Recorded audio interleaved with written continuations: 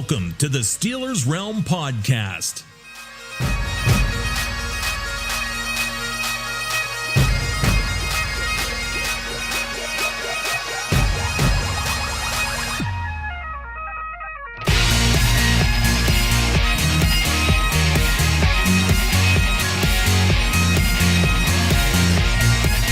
And now, here are the boys of Steelers Realm.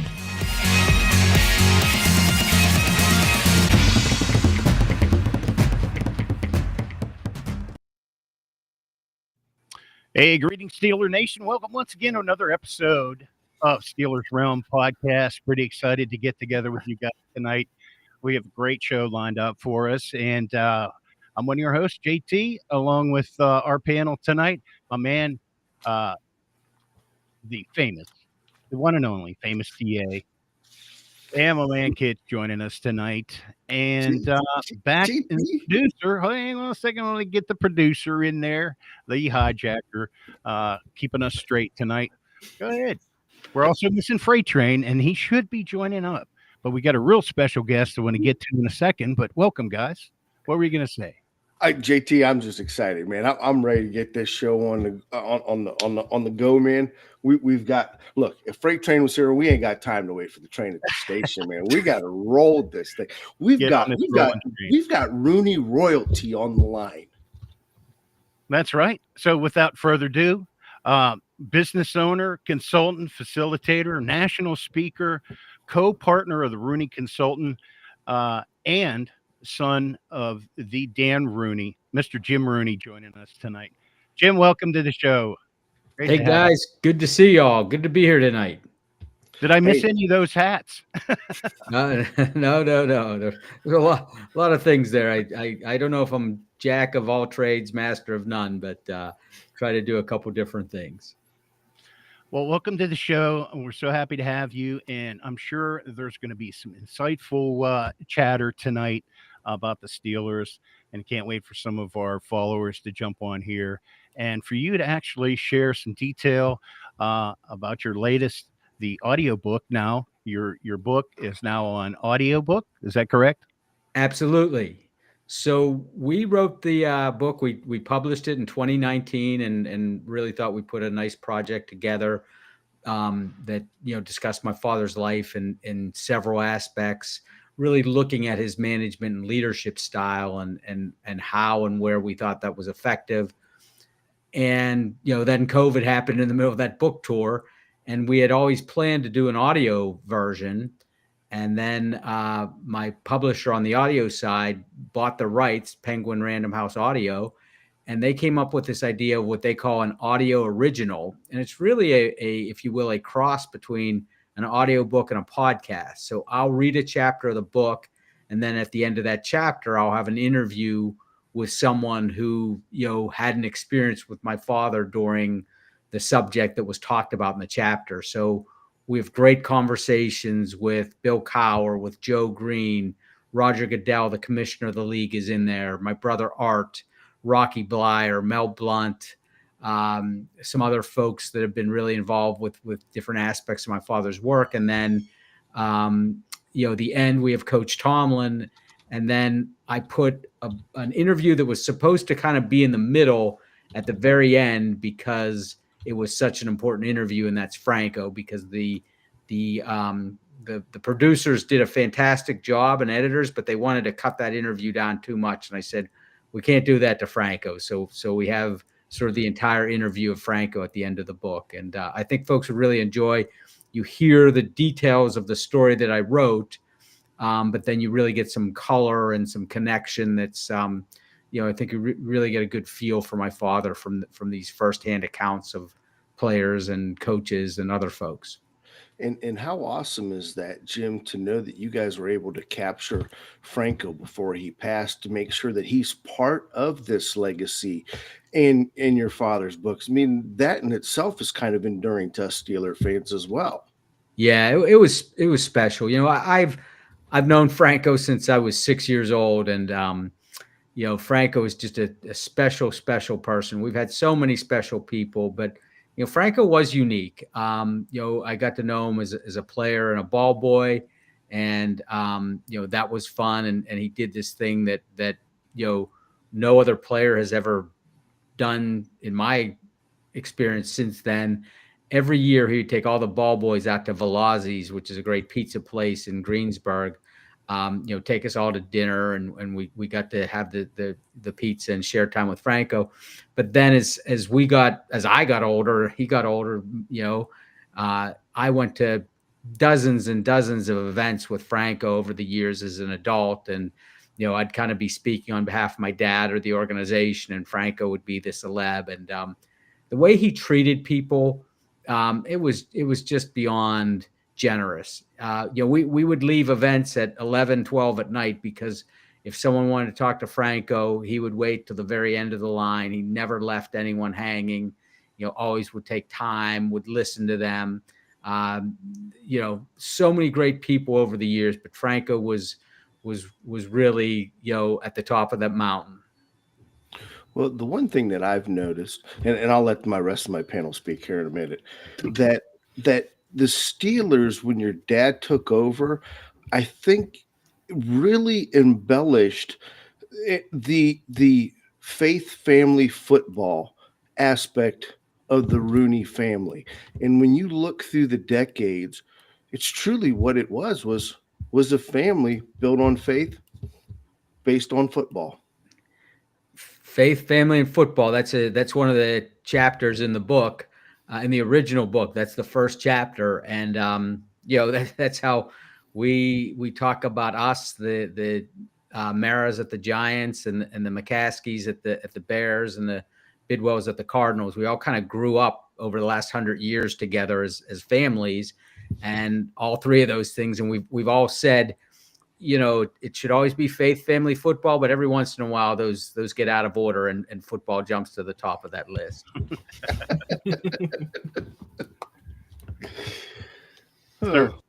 Certainly does.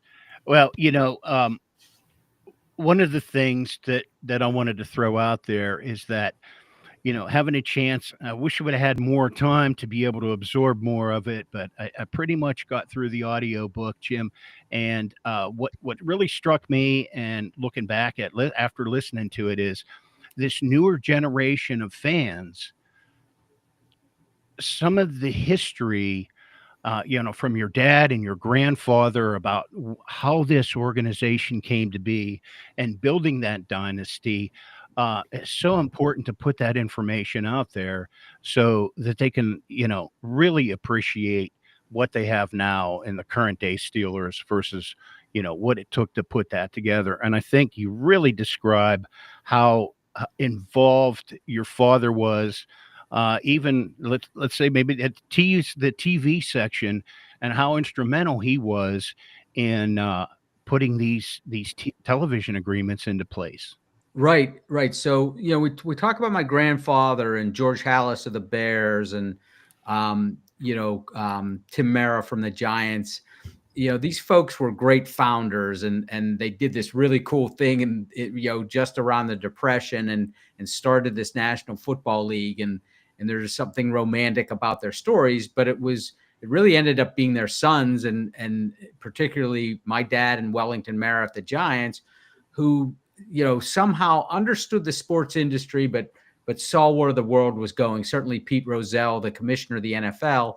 And so they created this business model, and, I describe it in there as sort of three prongs: television, which has the revenue sharing. So we started to get, all this money from TV, and we shared it equally. So everyone gets the same amount for the most part.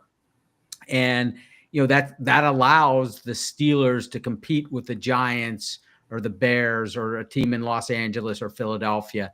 It allows us to have a Chiefs dynasty. A team in Kansas City could never be this good for this sustained period, I think, in some other sports.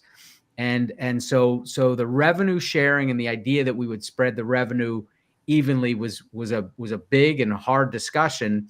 And it's funny because the kind of concept behind it wasn't the genius vision that we would all like it to be. It was that Pete Rozelle in particular, realized we have to do something different than baseball. Baseball was America's pastime in the 50s and 60s, and certainly before that. And if we were going to get television's attention, we had to offer a package that somehow looked different. So Pete Rozelle had this great vision of sharing the revenue, and my father and Wellington Mara really worked hard with other owners and big markets and small market clubs to kind of come up with a deal that worked. And so that was the first leg of this business model. And then you have the collective bargaining agreement that really took, probably another 20 years to get, totally put in place. So you have a salary cap, which not everyone loves, but it allows, again, us to be negotiating at the same basic rate as teams in Los Angeles, teams in cities that have literally tens of millions more people than they do in Pittsburgh. So that piece, and then the salary cap, and then the free agency, and my father really was the leader on free agency. And he saw that, when you really look at a player's career, if you look aggregately at the number of players in the NFL, most guys only get to a second contract. And that really only gives them one chance to have any leverage in a negotiation. And my father said, look, we can be fair to these guys. This is their life. They spent so much. We can find a way where they can have that leverage in negotiation, but we also need to have competitive balance. And so that's where salary cap, franchise tags, all these different elements that sometimes fans don't like, but the reality is they give every fan a shot to have their team, root or a chance to, win the Super Bowl, while also giving the players, a real opportunity to go in the market with their business skills at least once during their career. Well, Jim, I think that's very interesting, that to put it in perspective, this all occurred like in the 1950s when television was just kind of at its infancy, even though the first NFL game was televised in 1939. It was still an additional decade before you really seen the fruits of labor. And to kind of put it in today's perspective for our younger audience, it was kind of like the internet being born, and now podcast, and how the way the world evolves. And for the forethinkers, your dad especially, to even befriend a little general manager from the LA Rams and Pete Rozelle at 33 years old to take over the league with a bunch of old guys who were stuck in their ways to even mold this into today. I mean, how you captured this about your dad and his forward thinking is absolutely amazing to me when I think about it. And yet here's a story I have to ask during all that. We all hear the automobile of the Steelers is the Ford F-150. But back in the day, it was your grandpa's Oldsmobile station wagon that couldn't make it up a hill, and he had to drive in reverse to go to the football games. Is that really a true story? And had Pittsburgh Steelers plastered all over it? Absolutely true. So, I'm the eighth of 9 kids. So, my brother Art, who's the president, my sister Pat, and my sister Kate, who passed away, they would tell these stories of being in that car. And, we played at Pitt Stadium back then. So it was straight up a hill, and they would go past the cardiac hill, right? They go past the street and put it in reverse, and they'd have to back up the hill. And my sister said they duck under the windowsill of the car because it was so embarrassing. They knew we were going to lose. Everyone was booing us and throwing popcorn at us and everything. And they're backing up the hill in this car that says Steelers on the side. So that was a little bit different day than we have today with, I think we have 10 cars outside the stadium with, the Steelers mark on them and everything else. Great partnership with Ford, but it was a little bit different back then. And your dad, how did that really come about, that relationship with Pete Rozelle? And I don't think people really realize how much your dad, not only was he learning the family business from your grandfather, but he was also learning the NFL and helping doing special projects for Pete Rozelle when the NFL only had a staff of like a dozen people, if not a few more. I mean, essentially your dad worked 2 jobs to get to the dynasty heirs? I would say he probably was working multiple jobs within those 2 jobs. He was, now we have a staff of hundreds of folks, and they're amazing and they do fantastic work. We didn't have the digital video component that we have then, but my father really ran down to the detail, so many different levels, that we talk about. My or Joe Gordon, who was our great PR director, talks about coming in his first year working with the team and looking at the program.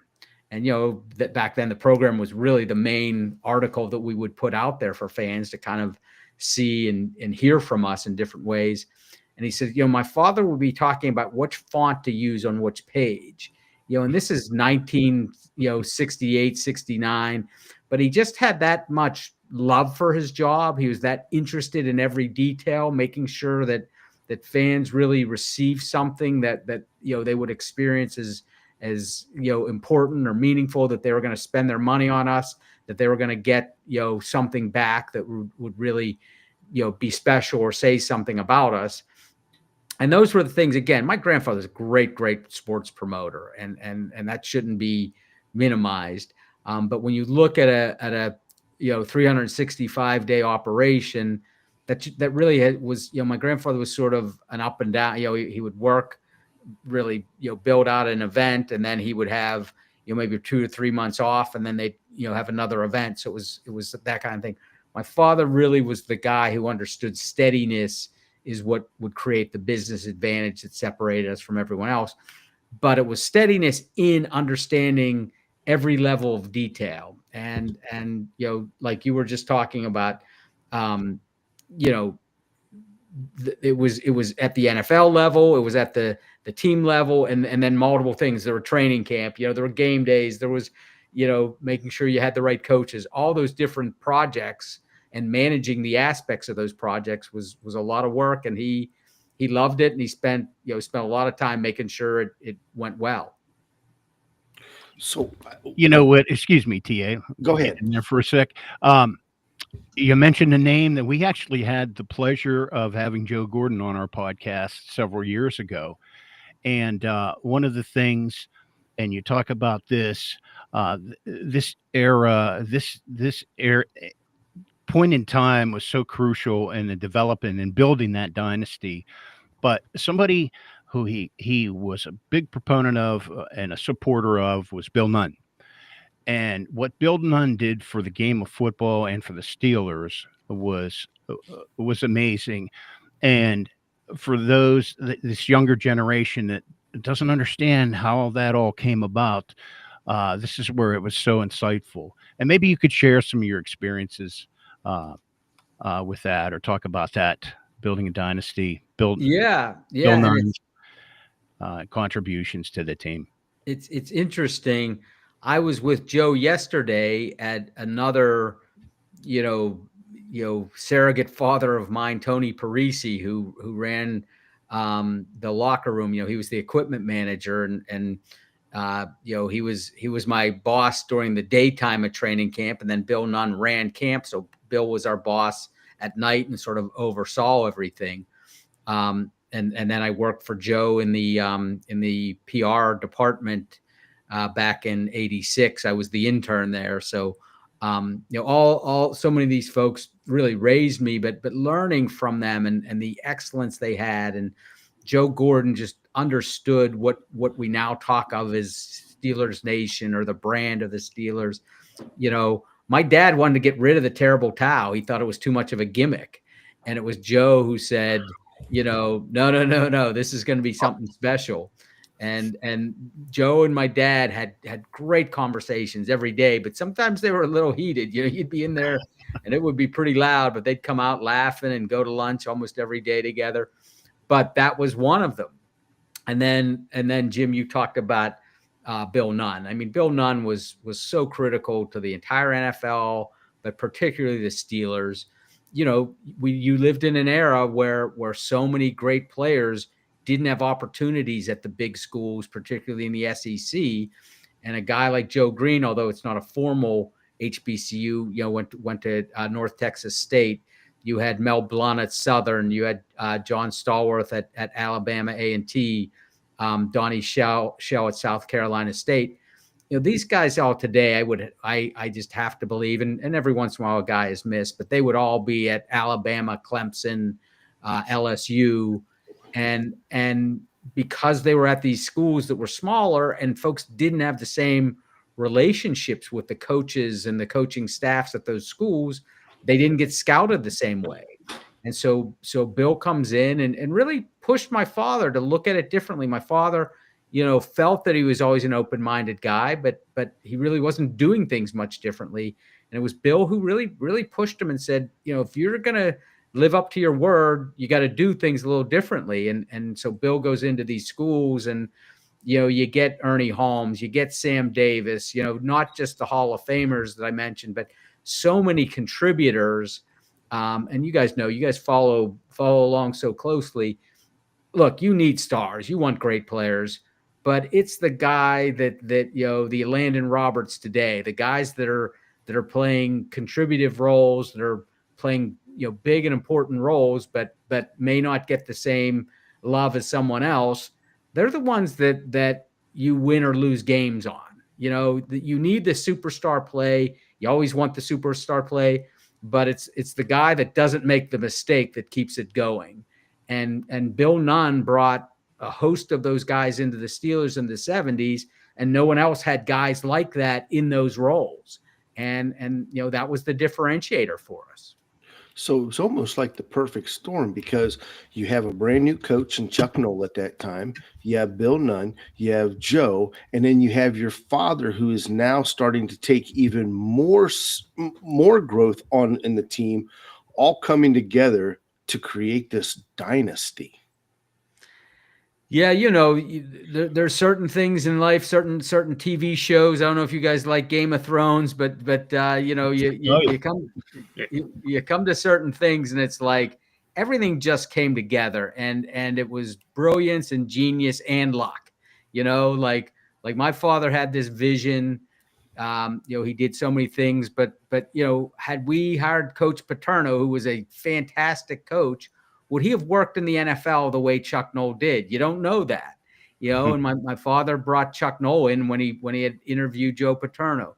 If he just says to Bill Nunn, "Hey, Bill, I really appreciate what you're saying, but I'm just going to, read the newspaper that you put out and check out some of these guys every once in a while, rather than bringing them into the organization or having them playing such a important scouting role." My uncle Art, who was part of that.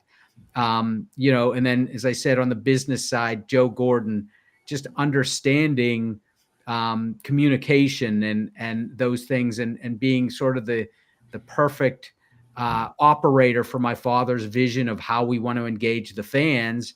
And look, I think the fans are critical to the Steelers. I think there is something about going into my friends in Arizona. I don't want to rip on them, but like when we go into those stadiums in the Southwest, it's the craziest thing in the world. Like it is amazing how big the crowds are, and we could play 3 games in a row there and have a different set of folks come every game. We have some of those tailgate parties, the Friday or Saturday before the game sometimes, and they're as big as any party we have in Pittsburgh. I mean, it is amazing the fan base that we have, and so much of that credit goes to Joe Gordon, his work. So all of those things allow this organization to I think achieve excellence, but then it allowed people to feel that sense of excellence, and the fans, I think, do that, and that means a lot to, I think, everyone in the organization. Well, and I guess the other thing, just to kind of put that time frame into perspective, is that was coming off of the AFL NFL merger, which your dad again was involved in. And something I didn't know without reading the book, that it was done in Love Field in Dallas in a car. Yeah. That's where one of the negotiations, there were, those stories are great, but all those negotiations, there's multiple meetings, But yeah, that was a big one. Tech Schramm and Lamar Hunt, who owns the Chiefs, my father, Pete Rozelle, and then the battle for Atlanta, which became so important, putting football in Atlanta, which my father convinced a gentleman named Rankin Smith, who started the Falcons, to go with the NFL after he'd already signed a deal with the AFL. Wow. It kind of helped break their back, because it was like they couldn't expand anymore. And it really brought them to the table, and we were able to build the league we have today. Just out of curiosity, what was the winning formula that your dad negotiated to get Mr. Rankin to jump the fence? Did he ever say what was the magic recipe? My father, I mean, Pittsburgh or Steeler fans, folks. I mean, I think a lot of folks everywhere are like this, but there is something I think special and unique about Pittsburgh, and it's this authenticity, this sincerity. And I think he just said, "Look, Rankin, they might be giving you more money, but we're a better league. And if you want the city of Atlanta to be part of a better league, I think the NFL is the place to be." So I think it was his willingness to be such a straight shooter and be frank, in ways that I think sometimes people oversell things, and I don't know that I've ever seen my father oversell anything. He's probably undersold a few things, but I think it was creating trust. In every negotiation, whether it was in Ireland in the peace process, whether it was the Rooney Rule and dealing with issues of fairness and equity, whether it was labor, my father built this ability, or created this sense of trust with folks on the other side of the table. That was the best negotiating component I've ever seen in my life. I know we don't have you for much longer because you promised us 30 minutes, and I want to be very mindful of that. Yeah, but I stole 10 off you because I couldn't turn my computer on the right way. Yeah, that's our bad. Yeah, that's okay. That's okay. But everything that we've talked about is the long game, and you stress that in the book and the importance of it. But I can't help but think, what a special feeling that must have been for your dad, first of all, to be chosen as ambassador to Ireland, and then turn around to be able to go over back to his home country to negotiate the peace in a country that had been at war for decades. And to see where Ireland is today because of it. And now, of course, Steeler Nation is slowly becoming infused into it. And we've seen it even more this year with the NFL adopting it as its home team. Can you tell us a little bit more about that? And it's such a good feel story. Well, it is, but it's a really complex story. It would be easy to say there were just these two sides, but there were really multiple sides. And, it got to the point where there was violence and guerrilla warfare. And, there was a lot of support from the United States to fund, weapons and things like that for the Irish Republican Army, which was mainly the Catholics, and my family's Catholic. But my father was over several times, and he said, there's got to be a better way. I see things that aren't fair to folks in my community, or the community that our family came from, but there's got to be a better way to do this than all this violence, all these young people, getting killed and maimed and having the effects of violence in their life. And so he came here and started what's called the American Ireland Fund. And, over the last 50 years, next year's its 50th anniversary, used his platform as an NFL owner and a guy in the sports world with a lot of influence to raise hundreds of millions of dollars. And Mary McAleese, the president of Ireland, calls it there's a peace dividend, but she calls it oh gosh, now I forgot the term, but she talks about the fact that he funded schools, he funded economic development programs, it's easy to talk about peace. It's easy to go into any community where there's divide and say, we got to be better. But if someone, doesn't have the tools to make their lives better, it's hard for them. It's much easier, I should say, for them to go to, maybe more negative behaviors, actions, groups, things like that. And prosperity dividend. That was the term she used. That's President Mackley's term. That Dan Rooney and another guy from Pittsburgh created this, what she called prosperity dividend. And there were certainly politicians that negotiated what they call the Good Friday Agreement, the peace agreements. But she said you would have never had them come about if Dan Rooney wasn't there for so long, funding things that were changing, people's opportunities, people's education, people's access to housing, people's access to capital, people's access to jobs throughout Northern Ireland. So really proud of the work that he did there. And then he got to because he had done that, President Obama felt that he was kind of the right guy to go be his ambassador. And that was really a capstone to his career that meant a lot. That is unbelievable. And now that we're going over there for Steeler Nation, I mean, and there's another Dan Rooney who's leading that effort. My nephew, Art's son, young Dan, is in charge of our efforts in Ireland and has done a fantastic job. And so we're keeping our fingers crossed. We're hopeful there's a game next year. If not next year, I think soon after. There'll be a game, and I feel pretty confident the Steelers will get to play in that game. I can't speak for Roger Goodell, but I feel pretty good about our chances. And young Dan has just done a fantastic job of building out that program in Ireland. So Jim, because I can talk all night long. I really can. I got like a dozen questions. Yeah, I know, Jim. I'm sorry. You mind if we jump in there once in a while there, Jump on in there, JT. I just go ahead. I'm just messing with you. But before we get in, I think there are a couple questions, just just odds and ends, insightful questions, but just wanted to touch base a little bit on the Rooney Rule. Maybe you could tease that part. Of course, it's an integral part of, and it wasn't just a couple week process. This was a long process, and still is underway.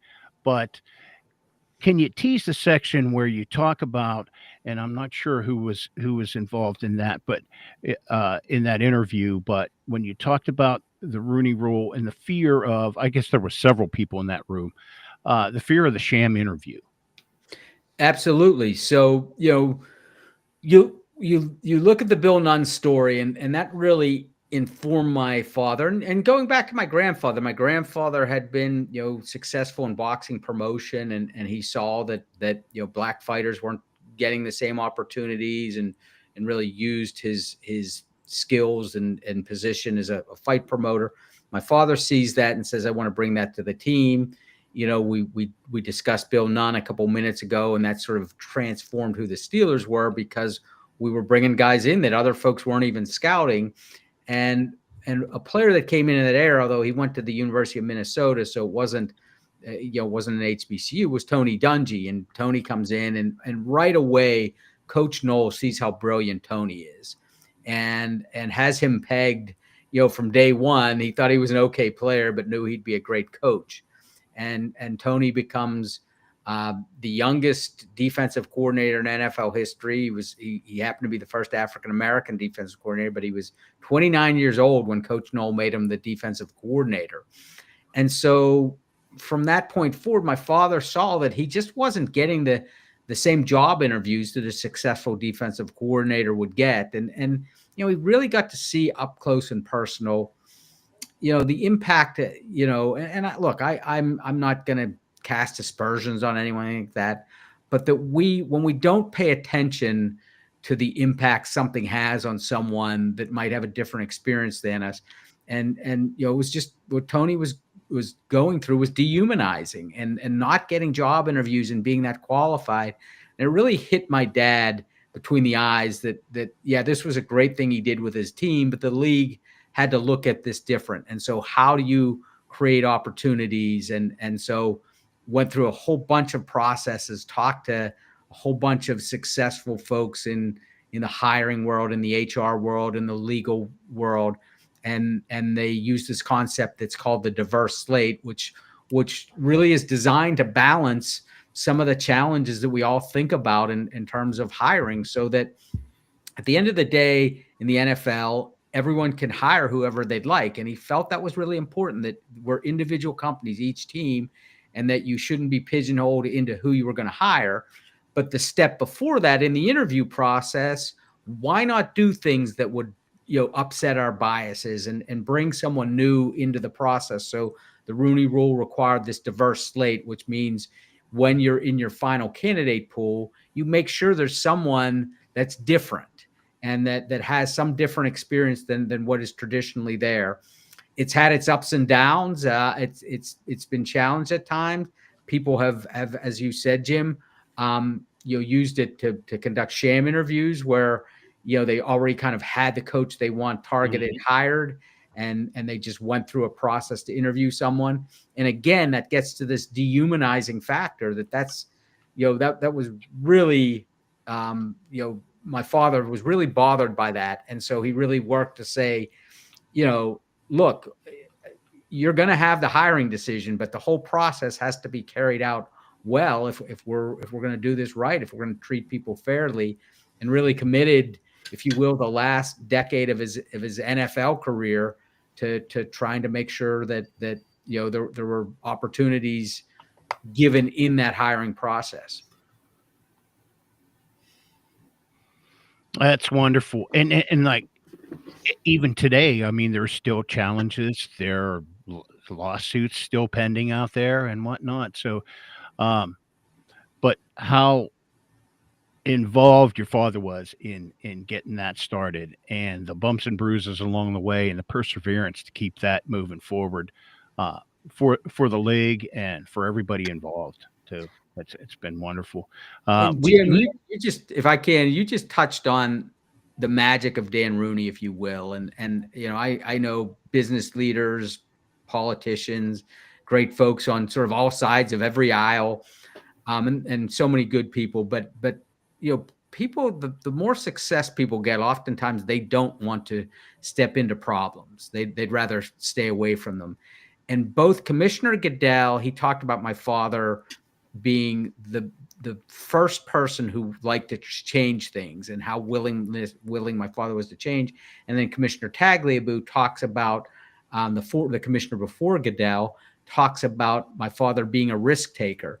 And in both of those cases, whether it's Ireland, whether it's the Rooney Rule, whether it was his position on labor and understanding that, the players weren't bad guys because they were negotiating a different side of the deal, stepping into hard, messy, uncomfortable conversations and doing it with deftness and grace and appreciation for folks who had a different point of view. It didn't mean he gave up his point of view, but just showing that respect to someone else, that was the magic, if you will, of Dan Rooney and his business style.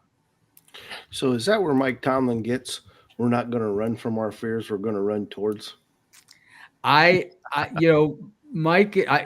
not going to take anything away from Mike. He's an original, but he talks a lot about the influence my father had on him. And I think him having, close to 10 years around my father made him feel very comfortable in things that were already natural to him, but doing them in the business context. And frankly, I don't think there's a better visual example of that style than we saw on Hard Knocks last week, when he held George Pickens accountable and said, we have to step up, but he gave him that hug.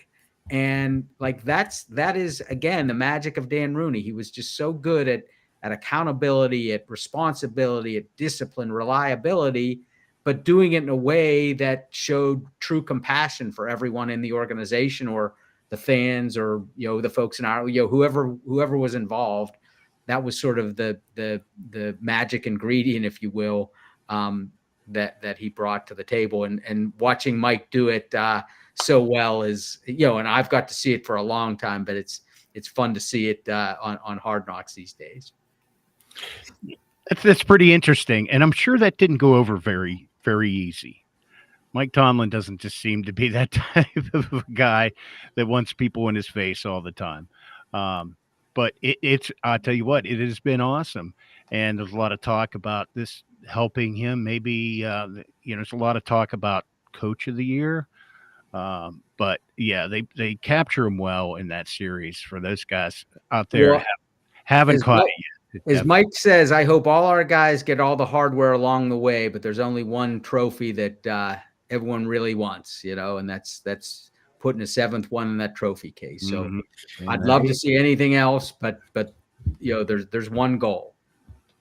Amen. That's it. Yeah, so you had a question for Jim. Go ahead, man. Yeah, I was just curious. Do you have a favorite game day memory with your dad, whether it be like a Super Bowl or just a play that you got to experience together? Yes, let me tell this story. It's look, I've had a unique life, and I hope this doesn't come across as arrogant, but it was a special moment. So, Super Bowl 43, I had this phone, and I had one job with this phone. I'd done a bunch of advanced work for us and dealt with several of our different contingents traveling. And so, I go down on the field, and Ben's in the end zone, and he throws a first down. And me and Deshea Townsend are hugging each other because we know we're one first down away from winning. Well, there's holding, as you folks know, on that play. We punt the ball. The next was two plays later. Larry Fitz takes that play right down the middle. And I'm telling you, me and my brother Dan were at the end of the bench, and I was the only one that could have gotten him. I don't know if I would have caught him, but if I ran out on that field, like, he was right there, and I thought of it because that was the Super Bowl. And but Larry scores that amazing play, and then you're on the sideline, and everyone's saying good things, but like, you're feeling a little, you're feeling a little scared at that point. I mean, did we just lose the Super Bowl?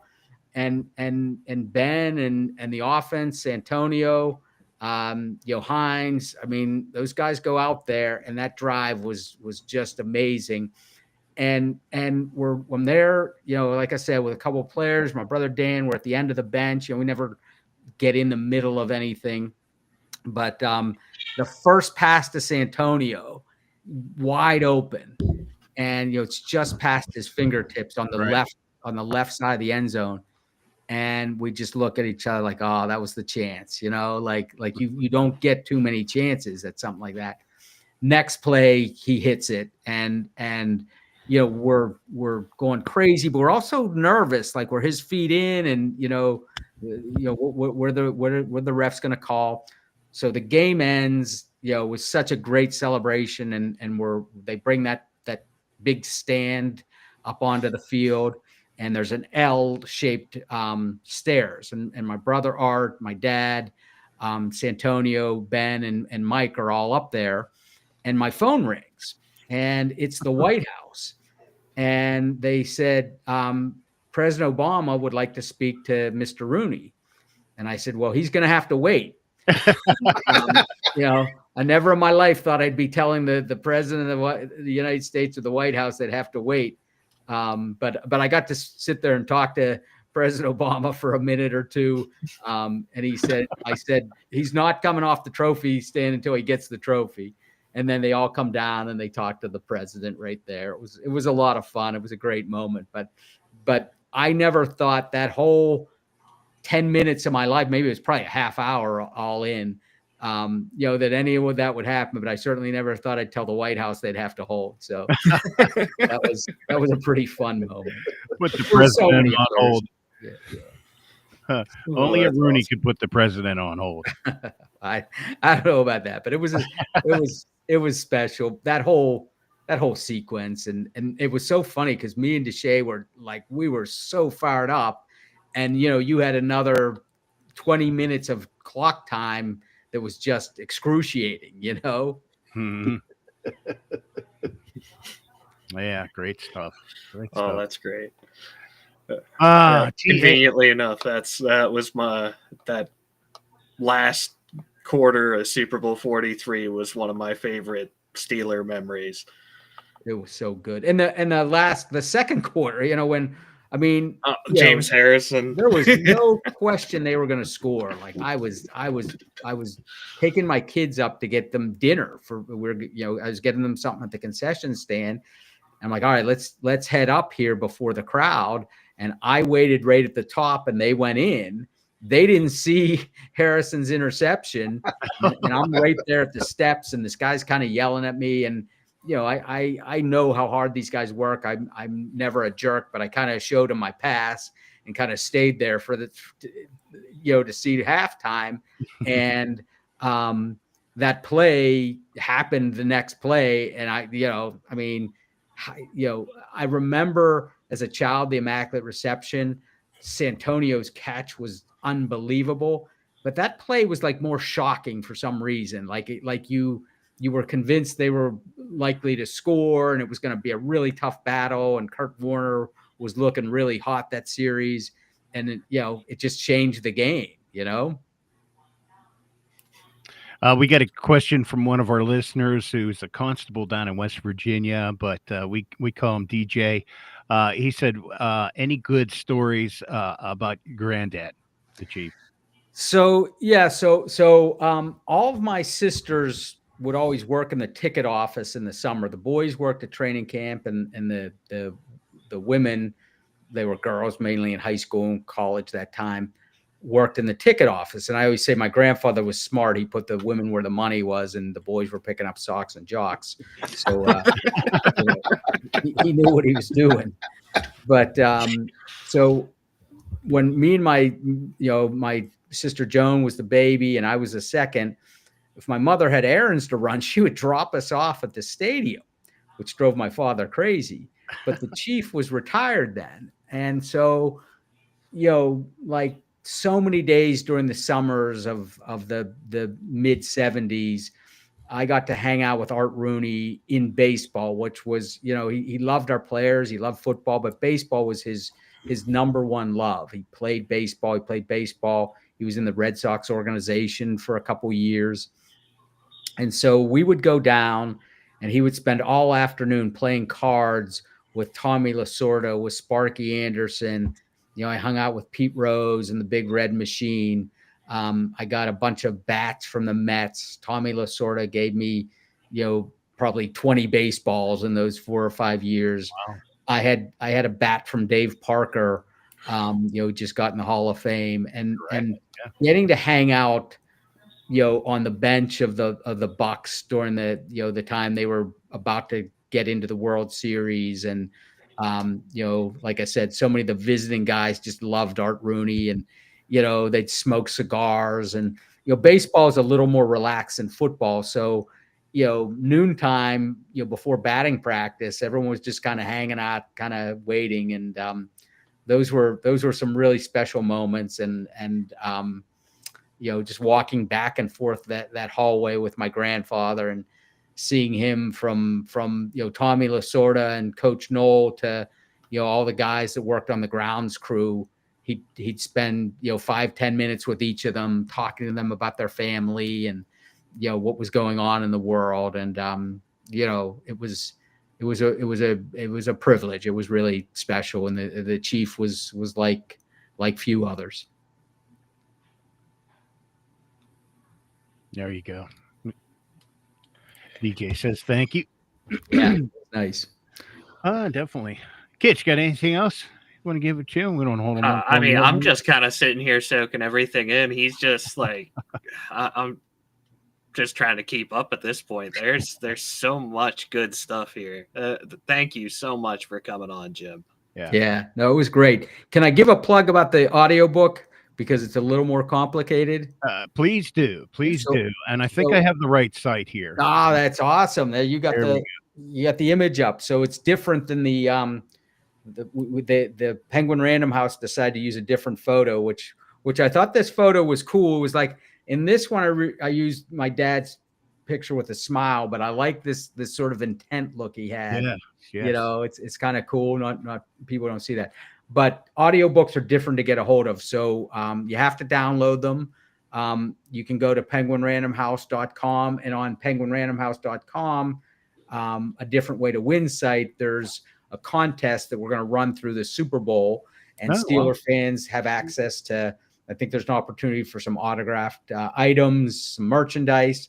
But you can also go to the traditional sites of Amazon, which is Audible. You can go to iBooks, which is Apple's bookstore, barnesandnoble.com, and Google Play. Those are all places that you can download the audiobook. So greatly appreciate anyone that wants to hear this story. Definitely. We appreciate you coming on, Jim. Go ahead, to you. Sorry. I was just going to say, absolutely. If you're a Steeler fan and you haven't went out and read this book, this is a great stocking stuffer.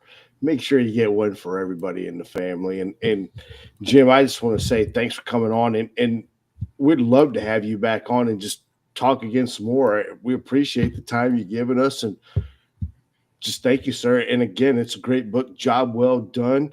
And I'm happy to do it, but we gotta, this 9 o'clock is tough. I'm halfway asleep. I don't know how you guys do this every Monday and Thursday, especially Monday after the game.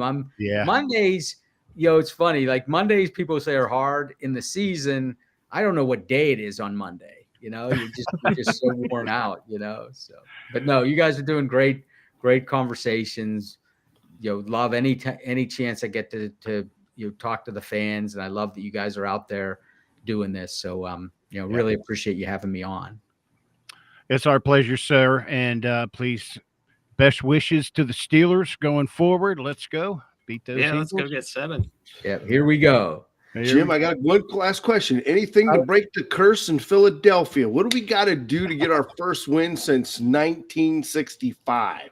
I was born in 67. So I think Art and my brother Dan would have been 3. He's a scout, but Bob McCartney retired last year.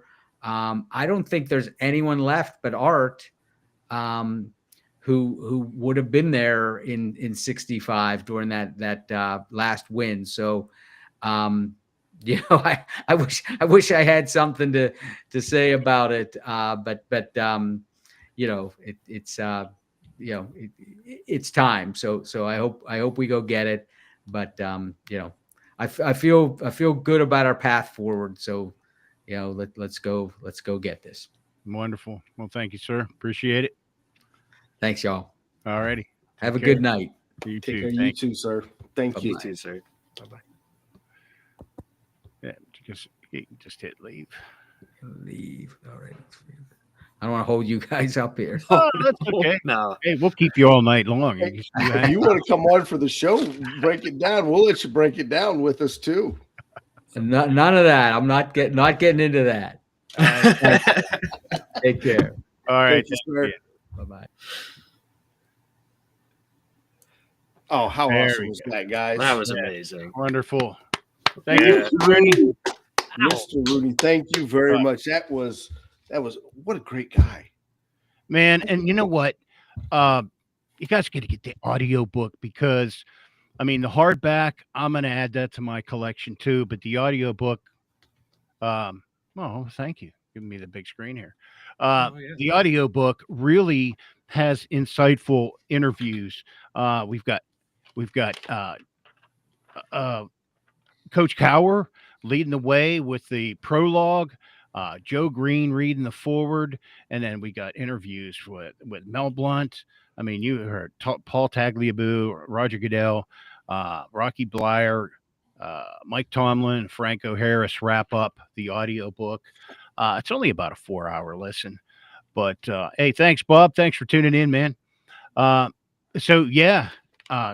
the audiobook too. Get those. I'll share some stuff with you guys. But you out there, hey man, subscription to Audible or a little Amazon audiobook gift card, that'll do it well. And we're happy to promote it for him to take so much time, hang out with us for a good 45, 50 minutes. And especially at 9 o'clock, it sounded like that was a little later for his normal business hours. But can you please take me off the big screen, please? Thank you. Oh man, I was waiting for that. Enough is enough, producer. By the Well, way, get your ass back on here. again, that was just There awesome he is. stuff, guys. Yeah. Yeah. What's up, man? Hijacker. We've had a lot of great interviews over the years, JT, but that one has to rank right up there as being the best. Yeah, amazing interview. Yeah, I told you guys he was a talker, and I think everybody did a good job posing good questions for him to keep going too. I didn't even get through my notebook, JT. I had 100 more to go, buddy. Well, I thought you did pretty good. Yeah. I could have kept going. He appreciated you too, man. You could see it in his face. He was just anticipating, where's this dude going next? Well, I mean, at least you're not going down the rabbit hole this time, TA. Yeah. Hey, I just wanted, yeah. All right, guys, we got 4 minutes to go over the Eagles game. Let's jump right into it. Where are we playing this at, JT? Let's go at it. Well, you know what? We have a better record in Pittsburgh. Unfortunately, we're not. Yeah, TA was all giddy. You could tell him. But yeah, heading out east down a turnpike and that. By the way, did you guys catch a little Pittsburgh accent in there? Yeah. How could you not? But anyhow, yeah, 4:25 kickoff, Lincoln Financial Field. It's on Fox nationally, so there you go. We get to Brad be down in with Texas. Yeah, bored with Brady. I don't know if I can handle that. We might have to tune into Rob King, JT. yeah, but hey, on the other side we got Aaron Andrews in the field. Tom Rinaldi, whatever. But anyhow, yeah, catch the normal guys. At 10-3, we're coming up against this 3 games in 11 days stretch. Eagles at 11-2, coming off a win from the Panthers. Favored 5.5 points with an over under 42.5. And here we go. Can we break that? Is that curse? Philly? I don't know. But we got some numbers to talk about while we're at it. And before we jump into numbers, the one thing too that I did want to ask him about, which I thought was interesting, most fans don't know, is that the NFL, when we were the NFL, just like the Baltimore Ravens, the Browns, we used to play Philadelphia twice a year. Did you guys know that? You know what? I was listening to talk radio today, and they brought that up too. They said, man, that should be one of those end of the year games. Or maybe beginning of the year games. They don't like your college rival, you mean? Yeah. Just play somebody that you can beat their ass real easy to get your season going, right? Isn't that how that works? Tune-up game, man. Yeah, right. There you go. Well, right now, the only one who's being tuned up is us in this series. Mm-hmm. Yeah, I mean, here's some fun numbers for you about it. 10 in a row, going back to 65, like you said. In Philly, we've lost. Yeah. How many of those, though, were one-score games? Only 3. Only Oh. All of them, all the others were 2 or more. Yeah, the last one was a blowout. Yeah. There were quite a few of those. Mm-hmm. Yeah, that was just 2 years ago. That still stings. Yeah. Yeah, in Pittsburgh, it's a coin flip, but like you said, unfortunately, we're not there. No. Right. What else you got? No. Well, I mean, this is probably going to be the hardest rushing offense we've had to face yet to stop. I feel like they are scarier than Baltimore in the fact that Barkley is on pace to beat the rushing record for the season. And I haven't really seen anybody successfully able to slow him down now that he is out of the Giants. Yeah, he has been reborn in Philadelphia. He's a beast. And they're loving every bit of it. And just when He'd you probably get the rushing TD record if it wasn't for the tush push. Yeah, if it wasn't for the quarterback and the tush push, because he got like 13. 13 for Hurts, 11 for Barkley. And Barkley could easily have 20 plus right now. Yeah. Like, he's probably going to be NFL MVP if they don't just, use it as a quarterback popularity award like last year. We all know Lamar didn't deserve it. Yeah, he didn't. All right, what else you got? Let's talk numbers. I mean, the Eagles are 8th in points per game at 26.3.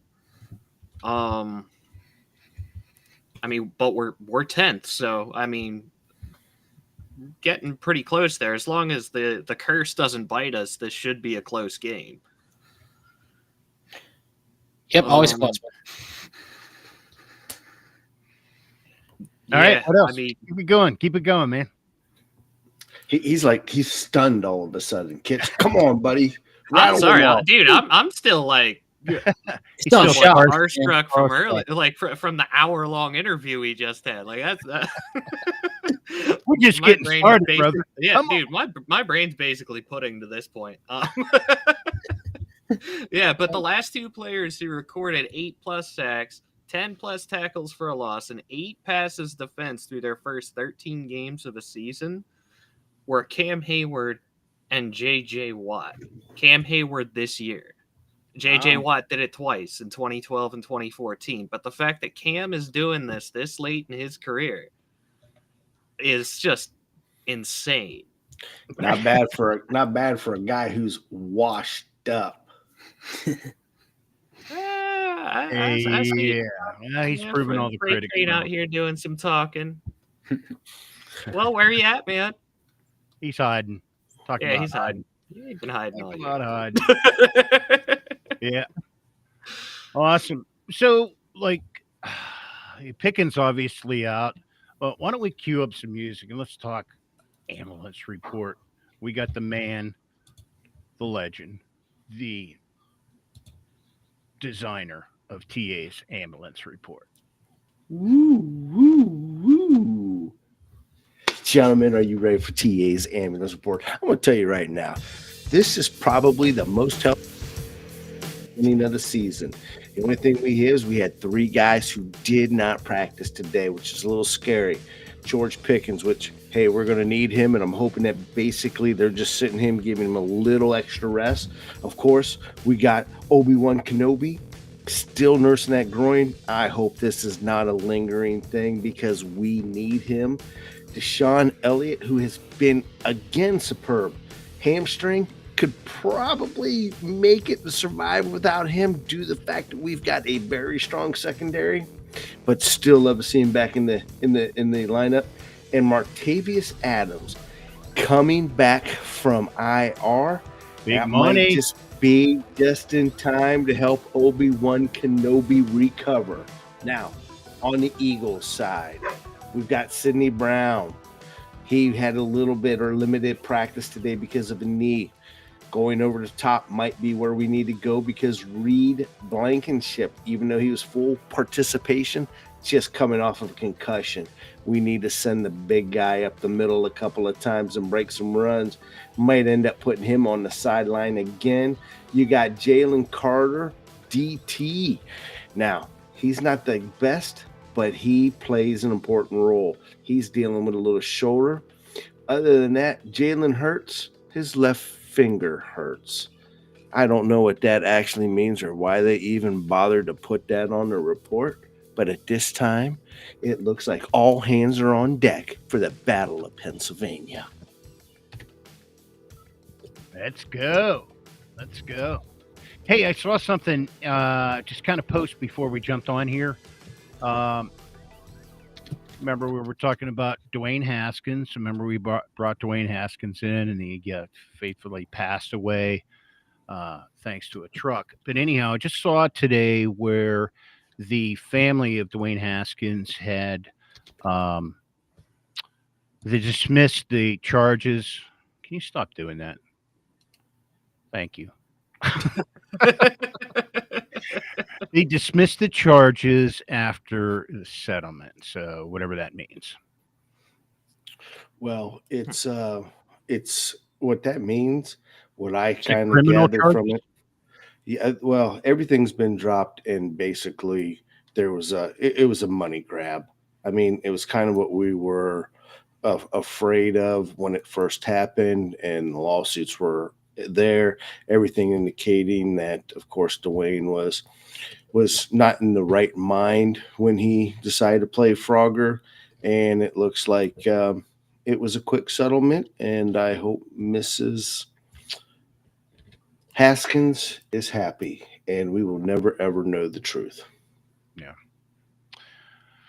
And it's a Well, shame because yeah, he was a hell of a player, and we were looking forward to it. we really were. We're excited to see what he could bring to the table. And that was kind of a transitionary era too, right there. I mean, we were Yeah. looking for Ben's replacement. And Ben really liked the kid too. He was talking about how the kid could pretty much sling a football through a car wash without getting it wet. That's Like, right. That's yeah. right. That was his quote Like, about him. And if that you was recall, exactly what he said. And like Ben didn't have a great track record with his replacements. Like he did not get along with Mason. right? He didn't get along with anybody in that QB room if it meant they were going to replace him. But like he was ready for Dwayne to take the reins. And look, then fast forward, and then here we are with another Ohio State quarterback in Justin Fields, who has just as good as talent as what Dwayne had. Yeah. So, it's funny how things kind of work out sometimes, or how our inner circle continues to be inner. Well, I'm not looking too far ahead, but I was ecstatic to get him on our team. I know it's a business, but I'll be sad if he gets traded away, which I have a feeling it might happen. I mean, if Russ continues to play out and ball out like he has been, are the Steelers in the position where they're going to have to pick one or the other? I hope not. This is going to be some great off-season conversations that we're going to have. And just when you thought we were done with quarterback talk in Pittsburgh, it's really just begun. Yeah. Oh, we just kicked the can down the road a little bit. That's all we did, JT. That's it. Hey, All if right. we get a rig, I don't mind if we have to do a full rebuild at that point, because by the time Russ would be gone, most of our core defensive players would be too. Cam and TJ would both likely be gone by then. Menka's probably going to be at the end by then. I don't know. The way everybody is, playing until they're 52 in the NFL right now, I mean, we might not be able to say that. Yeah. Hey, Really. if somehow Cam Hayward is out here at 40, putting up the kind of numbers he is now, keep him till he can't do it anymore. Well, just let him keep going. You know what they'll do is they'll start creating like gold and silver tees. So, rather than start at the 20-yard line, you old timer, you get to start at the 40. you get to start of the gold tees. Oh man! But anyhow, hey, speaking of quarterbacks, we're facing a good one. Jalen Hurts, Kitch. What are your thoughts on him, man? We're going to be able to contain this he's dude? been pretty wildly inconsistent at times, to where like the teams that had no business even being close with Philly have kept it close. I mean, there's a few games this year that I could easily say that if it wasn't for Saquon Barkley, Philly wouldn't have won. I'm actually not really too scared of Jalen Hurts. I mean, I saw what he did to us last time. I feel like our defense is better. Our secondary is better. I We're think all much better. at a high Much level. better than last time, 2 years ago. Hell yeah. I really think this is going to be a lot closer game than most of our previous times in Philly. Well, let's talk about his receivers. A.J. Brown going to be a threat. 48 tabs. AJ Brown. 1,000 yards. Yeah, absolutely. JT, I mean, he is always a threat. And, Tomlin talks about, making sure one guy doesn't hurt you. This is the guy that they're going to make sure does not hurt them. And Joey, He is going to have to be on his A game. We can't afford him to put up 6 penalties. I know they've been working on them, especially you've seen it there on Hard Knocks. Yep. I mean, they've really been pressing it with the kid. And I like what they said. We don't want you to lose your stink, man. Just need you to play a little cleaner. Yeah. Love that attitude. Keep that attitude. Let's just clean it up a little bit, not to break the young man's hopes and dreams. And let's face it, when he's not on there, then there's another cat, man, Devontae Smith. So they've got a couple of good bookends in the receiving aspect as well. And, you know, we didn't even talk about the tight end. We cannot let him sneak up on us either. Oh, good dirt. He's just good dirt. Good dirt. Yep. You got to watch out for Goddard, too. They got a lot of weapons, man. I mean, Saquon is the scariest one, though. Philly has gone to another level since he's came here. There's no doubt about that. And it does start with stopping the run. The only thing that I would like to see is, can we stop the tush push? I don't understand why defenses cannot get lower than the offense. Well, And why you can't send somebody over the top.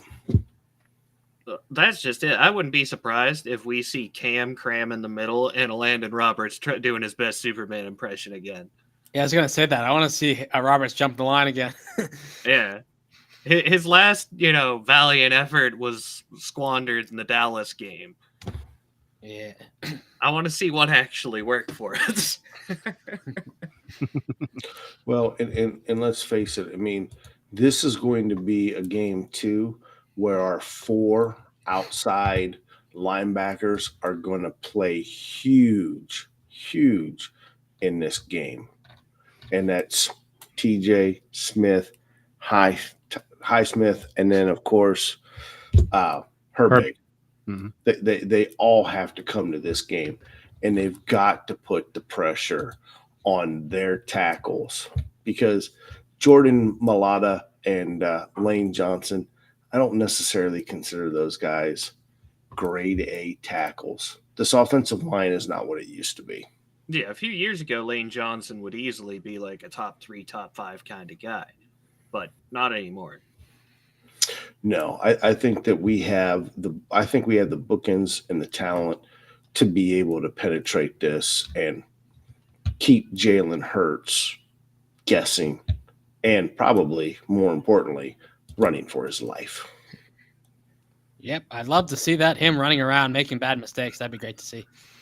Well, I mean, whenever he runs around, he does have slightly better decision making than Lamar. Ooh. Scared now? He absolutely does. And he does have better receivers, so. Nah, man, you just throw up to Brown and see what happens. I hope Joey can stop him. Without, tackling him while the ball's in the air. Well, let's just hope the ref isn't looking his way by chance. No, even the ones that are, tic-tacky at this point, they're calling on him. They're trying to make an example of him. They're calling everything. Yeah. He did pretty good last game. Yeah, I did. He did pretty good last game. And then if you guys didn't catch Hard Knocks, man, check it out. Yeah, he was Tomlin was on him. He'd say something to him and then kind of walk away, say, "Hey, way to get over there." And then he'd come back at him. He'd just kind of riding him. Thought you were a starter in Ohio State. Thought you were a starter. Penn State, right? Yeah. All right, so let's flip the field. Defense. What do we got? Can we move the ball on these guys? Should be able to, I hope. Yeah, I mean, if the Panthers were able to do it. Yeah. Bryce Young looked really good out there last week. Yeah, he did. I mean, imagine a seasoned vet now going up against that defense. Yeah, I think what Carolina did, their approach last week against the Eagles, we hear about it all the time. The NFL is a copycat league. And I really think that they opened up the playbook on how to go ahead and attack this Eagles offensive line or defense. Either way you want to look at it, because they played great on both sides of the ball for a team that is lucky enough to have 2 wins. Yeah. Usually a team this dead in the water, you don't see that kind of fight out of them. So I guess credit to Carolina there. Yeah. Keep putting up guys fighting for their jobs, though, dudes. Who, you never know. But I mean, and this is no slouch of a defense either. I mean, Zach Braun is leading in tackles, with 129. He's all over the field. He's for sure the captain of that defense, and then Blankenship, who we talked about, from a safety's point of view, man, he is just as good as Minka is. And quite honestly, they really do have a great secondary. So I think if you're really going to attack this team, you're going to have to attack it between the A and the B gap. Or, yeah. Between the hashes. In between the hashes. Cloud of dust, baby. Cloud of dust. Well, in that case. Yeah, something we haven't seen a lot of, although we're starting to see a little bit more of it, aren't we? Depends on what, look at Cincinnati, man. We just. Yeah. Well, also, since he has, almost a historically bad defense this year, I mean, I almost, even though he's a Bengal, I feel bad for Joe Burrow. Dude's putting up MVP numbers, and, his defense is just shredded every week. I wish we could play that defense every week. Russell Wilson would have, a 5,000-yard season, even though he didn't play the first, 4 or 5 games. Well, we got keys to victory here. Where are we at? Yep, one hitter. I guess your one hitter. Hijacker, you've been kind of quiet all night, man. So we threw you backstage. But You're hiding me in the back, man. Nah, we just needed your technical prowess. Yeah. Did you think that Mr. Rooney would have run away after seeing that face or seeing those nose hairs? Possibly, man. I don't know if he could handle me. Who's the dude with the nose hair? He can't compete with the nose hairs. Yeah. You're my level, man. Anyhow, all right, Hijacker. What do you think? So I'm gonna say the key to Call victory is stopping their run game. As we've talked about this game, they have a really good run game between Jalen Hurts doing the tush push and Saquon running all over us. If we can halt their run game like we've done to guys like Henry, who we limited to 60 yards, we limited Bijan early in the year. If we can limit Saquon, he's not getting chunk plays. We can, hopefully keep the score down, and Russ can do enough to win. Yep. I like it. I'm just going to spin off of that. I think it's real simple. Just stop Saquon Barkley. Hey, you're not going to stop him. Let's just minimize the damage. Barkley. We've done good with mobile quarterbacks. I assume that we're going to continue to do good. Let's keep the edge sealed, stop the run, and let Russ do his thing with who he's got. I think we're going to see. I think we're going to see Mike Williams be even more active this week. Yeah, especially if Pickens isn't full go, which he won't be.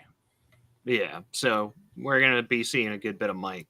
Well, in general, with how this team is and how they're built, and with all the weapons they have on offense, the best way to go about beating this team, run the ball, time of possession, grind out some drives, tire out that defense, and keep ours fresh.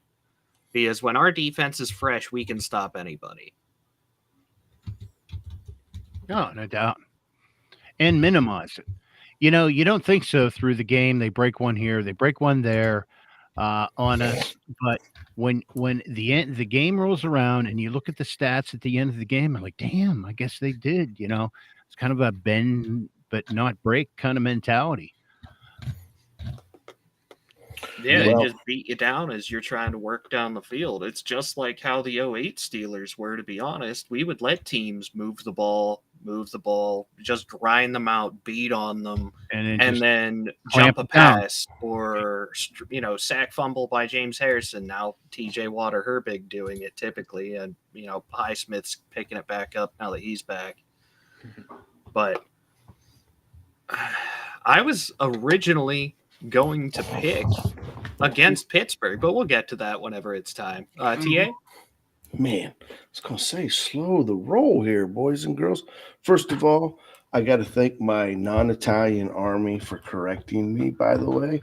Evidently, old Good Dirt is on the IR. So that's one less thing we have to worry about. But that also shows you how much I care about Philadelphia. I really can't stand to watch them, nor do I follow them. Now, on the flip side of it, here is something that I am excited to see. I think the key to victory, and DJ already mentioned it, is Mr. Russell Wilson, who in his career is 7-0 against the Philadelphia Eagles. Ah, the Oh, wow. equalizer. Hey, maybe he'll break the curse. The equalizer. And in all honesty, you're absolutely right. It is about time of possession. We're going to need Bazooka Joe again, and we're probably going to need at least 1 or 2 turnovers. And I think that we can actually pull this off in Philly. So without further ado, I'm going to go ahead and give my predictions so you guys can take the show from here. Okay. I am going to go ahead and say, first of all, I'm taking the over on this. I think that this is going to be another one of those playoff games where we're going to go ahead and shoot it out. And to say 42 points, man, 21-21 isn't going to cut it. I'm thinking this here is going to be more like 31 to about 23 Steelers. Okay. Hey, Mean Green, shout out, man. Shout out to us. Thank you, sir. All right. Kitch, we didn't get yours yet. I see it on our sheet typed in already, but go ahead. Yeah. In your thoughts? Originally, I was going to pick Philly, but I don't know. It just feels right having Mr. Rooney on the show talking about, breaking curses now with the Eagles, having Russ as the equalizer. I feel like it's still going to be a really good game. I think it's going to be 26-20 Pittsburgh on a walk-off touchdown in overtime. I love it. I love it. All right, Hijacker, what's your predictions? And don't worry, I got a good one for you. We're going to win. Let's go 21-18. We're going to win on a Boswell field goal in overtime. I thought you were going to say he was going to kick 7 this time. He's just going to one-up himself. He's gonna get the one that matters. And you know what? Winning field goal, eh? You know, one last equalizer too we got here that finally we're not worrying about. We're taking an ex-Steeler into Philly. You guys know who that is, right? You mean an ex-Eagle? Or yeah, I said that wrong, didn't I? An ex-Eagle into Philly instead of an ex-Steeler. Samalu. I'm looking for him to have a huge. Looking for him to have a very huge game, man. I like it when we're on the other side of that player. I want to see some mauling people out here. Opening some big holes. Big holes. All right, how about TA's non-Italian army? Is he still with us? Need it. Need your input there. Need your prediction. Come on now. Well, we got DJs. And you know who I'm surprised out here? DJ's taking the Steelers 27-24. There you go. Where's little Smoke at? He gets scared. I don't know. He was on Thursday. He was on Monday's show. He's busy talking Eagles. Edmonds as well. All right, there it is. You got it. 27-17. 21-17. Or 21-17. 21-17. Steelers. All right, we need some justification in there. All right, so everybody's taking the Steelers. I don't know. I think it's going to be a good game. I hope we can pull it out. We got to start faster, though, guys. We've got to start faster. We're starting against the teams that we might have to see in January or even February. So we gotta get on it quick. Yeah, and we thought we were going to be in trouble right off the bat with Cincinnati. scoring that big touchdown over the middle to Judy, and then we're like, holy shit, it's like that. We're down 7 already. And so, yeah, we got to start out fast. You want to know who else I think is going to have a big game? Because it just keeps creeping and creeping. And that's da-da-da-da-da, my Skowronek. Da-da-da-da-da, my Skowronek. Yeah, I think they like him, man. And you know what? He's an animal. He's a special teams animal. Fantastic gunner. Yeah, great.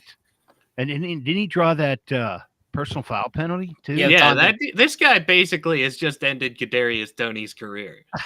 Kadarius Toney got a taunting for throwing the ball at him, and then the very next punt, he muffs it, and who's there to recover it? Skowronek. Yeah, man. I said during that game, I'm like, dude, my next jersey has a number. I saw that. Getting a Skowronek jersey. Oh, goodness. And is that not a Pittsburgh name, though? Yeah, we just got to break out the underdog jerseys. Somebody's got to get Beanie. If we're going unsung heroes here, somebody's got to get a Roberts. Hey, speaking of Beanie, you dug up some good shit today. Oh, yeah. So you have it on you? Do you have it on you? Yeah. I believe I sent it to you too. It's the current listing of the Pro Bowl voting for Steelers players, ones that have a solid shot of making it this year. And hold on, let me pull this up. Did you text it to me? Yeah, I did send it to you through text. Okay. Yeah, so we have 4 guys number 1 at their position in voting. And that is Boswell, Cam Hayward, TJ Watt, and Miles Killebrew is a special teamer. But it gets even better on top of that because, the second long snapper in the AFC is Kuntz. Minka's third free safety in the AFC. Dante Jackson's third corner in the AFC. Pickens is number 3. Beanie Bishop is number 4 at his position. There it is. Right. Deshaun Elliott, which honestly I think he's actually being robbed a little bit. Yeah. Is 4th at strong safety. I would argue he should be higher than that. Mm-hmm. Zach Frazier, the rookie, coming in number 4 center, and Najee Harris number 4 running back. And that's just the current rankings. These still can change. Yeah. So everybody get out there and feed some votes into these guys, get them higher up. Yeah. Where's Queen? Is he even listed? No, he's not listed. I think it's because how rough of an early season he had. And it's more of your entire body of work, not just a few games. He's come along nicely in these last few weeks and has become explosive again. Yeah. But early on, he was troubling. He just looked maybe out of position a little bit. Do you think it was just a learning curve? One of the great Tomlinisms, and he said this about Mike Williams too, is it's hard to get on a moving train.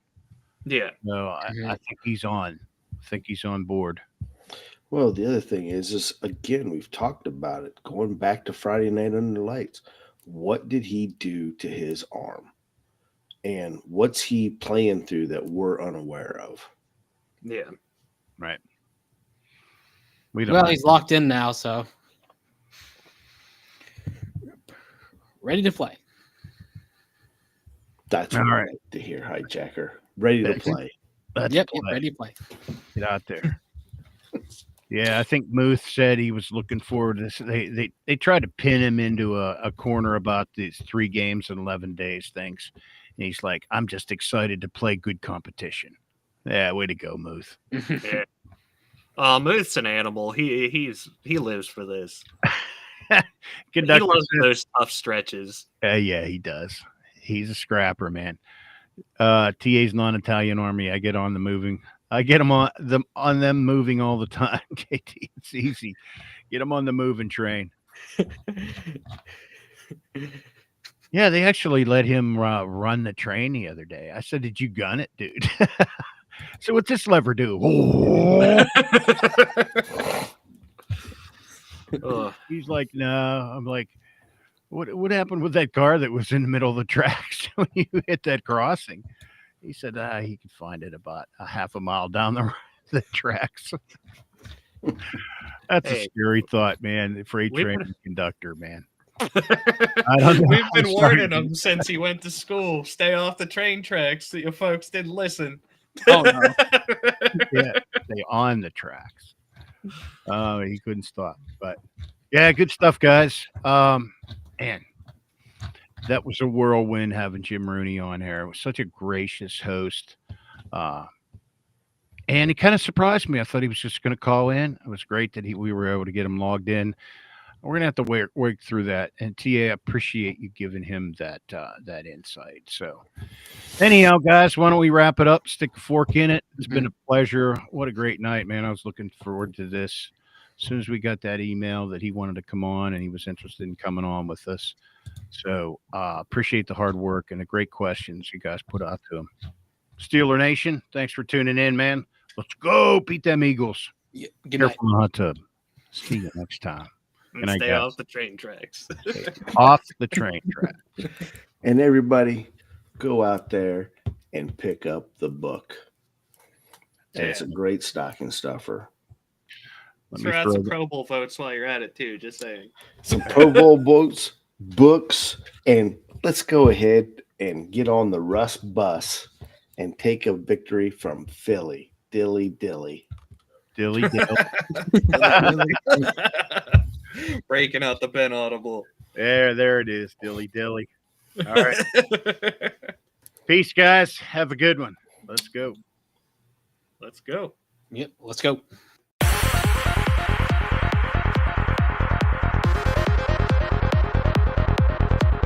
Check back next week into the Steelers realm.